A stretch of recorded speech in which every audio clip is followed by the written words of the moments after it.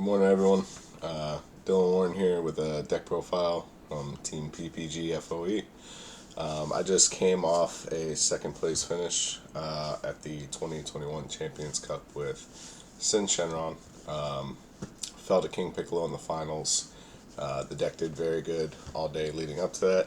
If you had a chance to see any of the event, I'm going to give you a quick deck profile here, and I'll make a video following up with a more in-depth analysis of my matches, how to play the deck, why I made the decisions. But for this video, I'll kind of quickly go through the deck and what it does. So first thing, since Shenron leader, front side, 10k, search top 5 for any Shadow Dragon, add to hand when it swings. Awaken at 3 life, draw 2, untap 1. Backside, swing, draw a card. He has a built-in activate main, pay 6. Play 7 Shadow Dragons with different names from your drop area. So there's our leader. So I'm going to start with just the Shadow Dragon package first. So we went with the negative energy 5-star ball, which is Raid Shenron, over the Sin Shenron package going into the 9-drop blocker. And the reason is we want this deck to be more aggressive. Okay, so he plays activate main. The key is for 0 energy, so some of the other balls you have to tap one. Him, once he's in play, his activate main's free, and he goes right into the 2-drop rage. So this is really important. He has critical 10k, whether you do his auto or not. So his auto is on swing, you can take a life and give him 5k. So a lot of the times you want to self-awaken early, take the life, make him 15k crit. But there's times where you just want to poke 10k crit and not take the life. So if you play this deck, it's important to remember that's critical there, even if you don't take the life. Oceana Shenron is mainly our tutor. Activate main, burst 1, search top 5 for a Shadow Dragon, add it to hand. This adds consistency. In the finals, I couldn't find a 1-drop early, even with searching top 5 and searching top 5 off leader. But that rarely happens. Unfortunately for me, it was the finals, but most of the time with your tutors and your numbers, the deck is extremely consistent, and that's one of the reasons to play it. It also has a barrier blocker, and when it swings you can rest a card. If it's 2-drop or less, KO it. So we copy it with this guy fairly often. This you sack off Shadow Dragon 2 or less, draw a card, play it for 1 energy, and activate main. Once per turn you can copy a Shadow Dragon ability 4 or less from your drop until the end of your opponent's next turn. So we can copy Barrier Blocker, we can copy Critical, and some of the other Shadow Dragons we're going to see. And it's also a cheap 8-drop, which is going to go into our SCR when we get there. Ice Shenron, he's got a couple utility here. He has a counterplay, which actually comes important very often if you remember it. You tap 2, and the card coming into play is played in rest. And one thing that people forget is that also hits unisons. That's very relevant. Activate main, you pay 1, send to the drop, play a 1-drop with his skills negated. So that searches out our rage ball. So if we don't see the rage ball, but we see this, we can still get our 1-drop turn 1. Okay.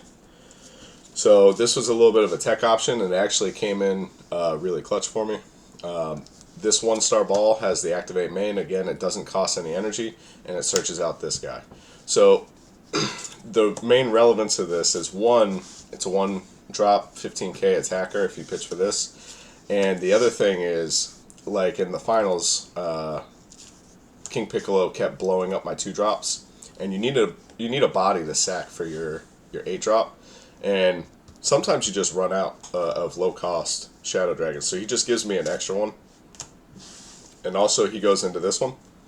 So the main reason for this was the King Piccolo matchup, but unfortunately I didn't see it in that matchup until it was too late. This one, it has a counterplay effect, which you almost never use. You have to pay for. You can negate the skills of a battle card coming in play, and then negate the skills of another battle card ignoring barrier. But it EX evolves for 1 energy, so if you play this off the ball, or if you Nova Shenron it into play, and then you pay 1 energy in to go into this, you can negate the skills of any card ignoring barrier. You can negate the 3-drop Invoker card, you can negate the Barrier Blocker Drum in King Piccolo matchup. He deals with a lot of pesky things, and Final Flash can do that too, but this is before you swing. So there's a lot of times where they leave barrier blocker drum up, they have one open, I negate the barrier blocker, and then I swing for game. Didn't work that way like I wanted in the finals, but it that's what it's there for. So we play for the Haze Shenron. We don't play the rest of the package. He has double strike, so we can copy that with the other 8-drop. And his big thing is when he attacks or when you use him in combo, you can discard a Shadow Dragon from your hand to KO a battle card in rest mode greater than your opponent's energy. He's arguably the best card in the deck. He just makes it hard for any aggro to push too hard on you because most of them cheat battle cards into play, and also has to make most decks scared to dump all in. Like if they go into a turn 2 sell Zeno, something really big, and they swing on you, they always have to be scared of Haze. And then even if you don't have it, it just bluffs it. Nobody will ever dump hand all in on me that knows my deck and how I play. And sometimes it's just a bluff. Like I don't even have the Haze, but they know I play for Haze. And they're just too scared. So just the fact that it's there makes it so nobody will ever combo all in on you on something that doesn't have barrier. Nova Shenron, if you have another Shadow Dragon in play, he becomes a 1-drop. He's unique. So you can either swing with him as a 1-drop 15k, which is just good on its own. 1-drop 15ks are good. He has Activate Main Burst 2. You can rest him, and you can play Shadow Dragon with 1 cost or more, but 19k power or less. That's not the same name as a Shadow Dragon you already have in play. So he's really good for building board presence, and he's a 1-cost 4-drop, so with your 8-drop plus this, for 2 energy, you always have 12 to sack for a Selzeno SCR, which is why we can kill people turn 2 in this build. 3 of the TP Shenron.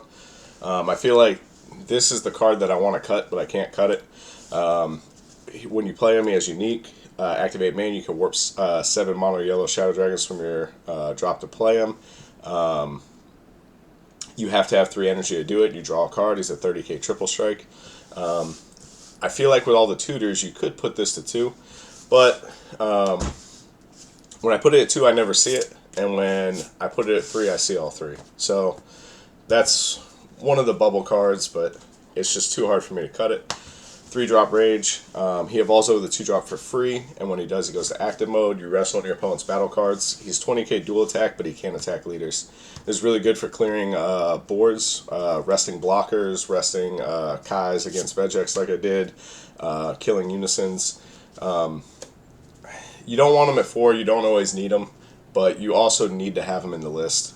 He's just too good to not be in the list, especially since you're already playing the package. On the super combos, we run a 2-2 split of the Krillin and Gohans. Most people play Zamasu super combo, but that's really good for decks that go super wide. But I feel like the draw power in this meta is more important overall. This one bottom decks 2 card and draws 2 on super combo. This one only draws 1, but it has the added ability that you can combo it on your turn to KO a 5 or less in rest mode. Or you can play it for 1 energy and rest the opponent's battle card. That came in clutch a lot of times. Your opponent had a blocker, I rested the blocker. Or against Vegex, I rested their Kai, so they lost 10k combo. There's just so much utility with it that I think it needs to be in the list. 2 Flying Nimbus. I cut this card in testing, but you got to add the negates, and Nimbus won me a couple important games. The idea is you can Nimbus and you can put up 2 blockers with Sin and Pan, and then they can't kill you that turn, and you kill them on the crackback. So there's our other blocker, Pan. I used to have this at 4. When you hit 2 life, you awaken, you play it for free, and you can restand a yellow battle card. So on turn 2, if they go too aggressive on you, you can play Selzeno and Pan, and then swing with Selzeno, restand it with Pan, swing again. 4 is too many. You don't want 4 of this in your hand. It's dead if you don't want to go to 2 life. There are some scenarios where it's not smart to. But it's got to be in the list. It's just too good to not be in there. 1 Further Indestruction Champa gives double strike on combo for 1 energy. There's times where they just stuff your main plays, and you got to kill them the old-fashioned way, and sometimes they don't expect the Champa coming from Sin. 1 Final Flash. In the finals, I wish this was more. I cut it down. So in testing, this was one of the most dead cards. I didn't use it a lot, but it 1 cost, 15k combo on a leader battle battle card, and you can negate the skills of a battle card ignoring barrier. So this makes it so Haze can pop things ignoring barrier, which is super important. And like in the finals, I would have wanted to negate his barrier blocker and then go in for game with like a Celzino. So how you beat the King Piccolo matchup, I'll tell that more in the longer video, but you negate the barrier blocker, you go with Celzino, and then you win the game. 3 Swift Retaliation Cooler. A lot of good negates like Topo, Violent Rays really annoy us. Blue Baby gives us problems. So this counters, plays itself, draws a card. And then if you have 6 or more cards in rest mode when you play it, you draw another card. So a lot of good counters like Violent Rays, Topo's things, they really bother us in this current meta. So we want the 3 coolers main. We always want to see it. 1 Vegeta Unison. I didn't play this all day, even against Dark Brawly. So it's in there for Dark Brawly. You play it. You could rest one of your cards to give it +1 marker. You can -1. Your opponent can't swing with battle cards greater than their energy until the end of their next turn. And -3, you can tap on their energy, give it dual double strike. So this gets around. So if they Violent Raise us, this gives us another way to kill. So there's times where they have 2 energy up, they Violent Raise, they have 1 energy up. You can't swing with battle cards 20k or more. We can't do ourselves in, so we play this, we tap their last energy, and we kill them. I felt like just having that out was too good to cut it from the list. But again, I just didn't play it all day. Even in the Dark Brawly matchup, which is the matchup where I should play it, and I still didn't play it there. Next, Celzeno. Arguably the best SCR in the game. Quad Strike, you sack off 12 cost mono yellow, green or yellow battle cards to play it that equal 12. Play it off our 8 and our 1 drop. As Quad Strike, we almost never get the effect if you have 5 energy, rip 3 cards that ran from your opponent's hand, gets dual attack. But we give it dual attack with Pan anyway on turn 2. And this 40k Quad Strike dual attack for free on turn 2, it's just too good of a play. Like, that's just a win strategy on its own. So going into the sideboard, Nature on Shenron. It's double strike. While it's in play, once per turn when your opponent plays a battle card or Unison, you can switch to rest. 8-drop Fu. This comes in for decks that you just know can't counter it. Another 4-drop Ice. This is negate barrier blockers, especially in King Piccolo. Koitsukai. This is just to deal with pesky things like Topo, King Piccolo spamming out cards, Arrival decks that throw a bunch of coolers and booze out. Release from Evil. This is good versus Reboot Gohan, which does annoy us in our matchup. And also, it's pretty good versus Launch. You negate Launch ability, and then she can't flip or do or draw. 1 Vegeta Unison. This is just for the Dark Brawly matchup. You put it in, you shut their turns off. Honestly, I feel like it's pretty good to go more aggro, but it's in there. Further into Destruction Champa. This is just for stuff when we want to push more early. So we do swing with crit early in the game. This adds double strike crit if we really need to pressure through like Dormant Loop and things like that. Blue can be obnoxious for us, so we have the 1-drops, barrier, draw a card. Once per turn when they activate counter skill to untap an energy. You discard 1 of their life and 1 card from their hand. So I didn't see these versus blue, but that's what they're in there for. Toa, this one seems like the weirdest one in there. It's counterplay, shuffle a battle card from your opponent's drop back into their deck, and draw a card. Actually, just shuffle 1 of any card. So this is a card called Big Amar, where you can't attack with 5 drops or more. It's kind of annoying, and they can loop it with Roshi. So this is specifically just to stop the Big Amar loop. In green, if we could stop that loop and cooler their dormant, we pretty much win that match. But if they get us stuck in that loop, we can lose that game. So that's specifically in there for that. So shout out to the team, PPG FOE. I'll do a more in-depth video shortly, going over my matchups and things like that from the event. Have a good one, everyone.